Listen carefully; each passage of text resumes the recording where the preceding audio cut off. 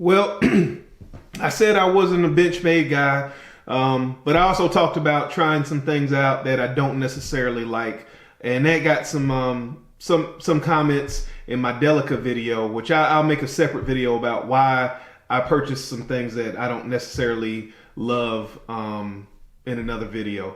This video here is obviously about the Benchmade Griptillian, and you can see here that this is actually the Benchmade 550-1. So this is the CPM 20 CV and gray G10 variant. This knife, I did request that this knife be picked out for me, so it does have good fit and finish. I did, as I mentioned in my other video, my unboxing video, that I called Benchmade to ask for a bug out clip, because I know I had heard some rumors that if you asked for a bug out clip, they would send you a bug out clip. However, the response I got was, we're sending you a clip. However, it's not the bug out clip. It's a deep carry Griptillian clip. So I'm assuming they're going to send me the same clip I already have. And the reason why I don't like that clip is the reason why I hear you guys saying you don't like it. It's a painted clip, and the paint's going to chip off and wear off and everything. And I prefer something much more like this clip, which, yes, is an Emerson clip, but it's got this Parkerized, I know Strider has a similar finish and they call it black oxide, but it's just got this coating that's part of the material of the clip itself, and it just wears, but it doesn't wear off. So that's my preference. Now, I don't know if I'm gonna love it on here, but it's pretty similar to a regular Benchmade clip. Like I said, it's just that this is one of the old Emerson clips I had laying around.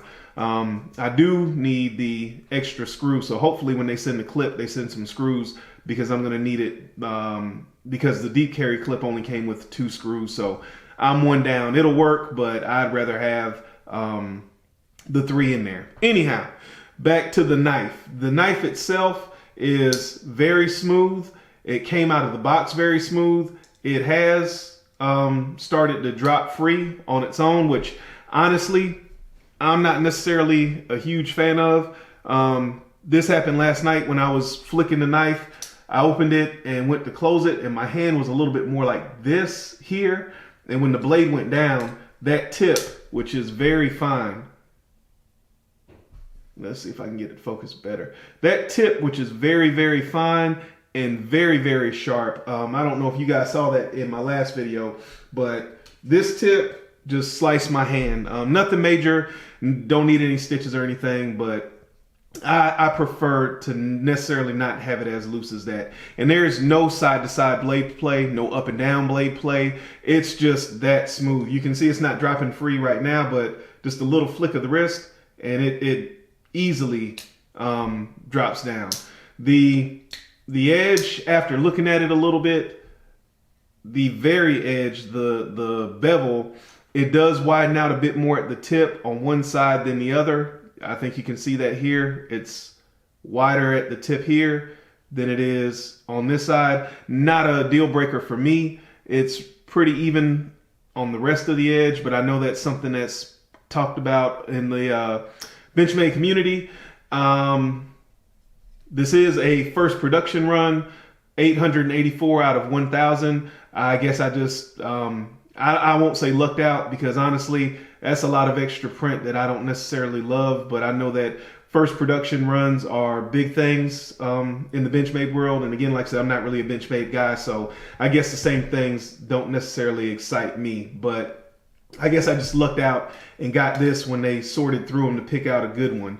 Like I said, the centering is dead on, no issues with centering, no blade play, even the G10 all the way around is very well matched. I know I heard some videos where people talked about color bleed from the blue to the gray. There's no color bleed from blue to gray. It's just very well fit and very well finished all the way around on the handles. Not a single issue I could complain about there. Like I said, overall, it's a very, very well put together knife. No nicks, dents, scratches, anything like that. The edge, there's no nicks or anything in the edge. It's sharp, the same level of sharpness from the heel all the way to the tip. Another thing I know some people talk about is the flare at the back here. I guess it does flare a little bit there. That doesn't really bother me, but I know that bothers some people. The only thing that I could probably nitpick about, and I think you can see it there pretty well, this last flat section here, I don't know exactly what happened. Maybe the tooling was wearing, maybe the material shifted, but it's pretty rough on just this little tiny 1/8 of an inch of the blade here. It's not rough. It won't cut you or anything like that, but you can see that there's some significant machining marks there that probably should not be there, but that doesn't really bother me. Blades easily flicked out, drops close easily, flicks out this way as well.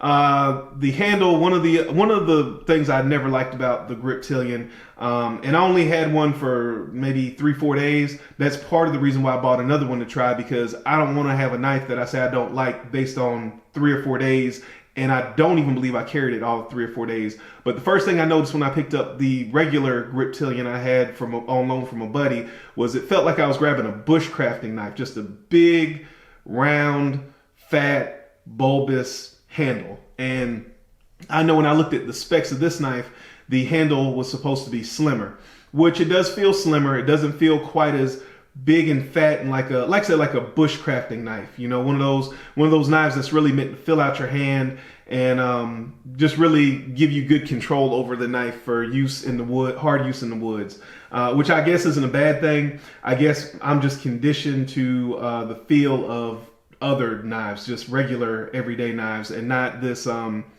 rounded kind of bulbous shape of the Griptillian.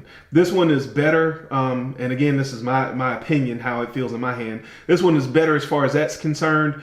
However, it does still feel pretty round. It's not awful. It's not anything that you know, I think is a deal breaker. The one thing I did notice, and I do complain about this on a lot of knives, I have a pretty wide hand, pretty big hand, and usually when I grab a knife and I put my thumb down on the jimping is way back here, and I really need it out here because when I rest my thumb down, I want my thumb to be on the jimping, which is the whole point of the jimping, and this knife does that for the most part. I mean, half of my thumb is up here on the hump, but like I said, I've got long, skinny fingers and a big, wide hand, but the pad of my thumb does rest right on that jimping. So if I need to get in there and really make some piercing cut or some slicing cuts, some rocking cuts, this really does lock you in. Another thing I've heard about was the balance. The balance point for me is right about here. So nothing awful. It's right there on that first finger. It doesn't feel blade heavy. It doesn't feel handle heavy. Feels kind of neutral in my opinion. Not something I really notice every single day when I pick up a knife, but again, I know that's something that sometimes does come into play and it's something that people like to hear about. Overall, I don't know if this is going to be a knife that I keep.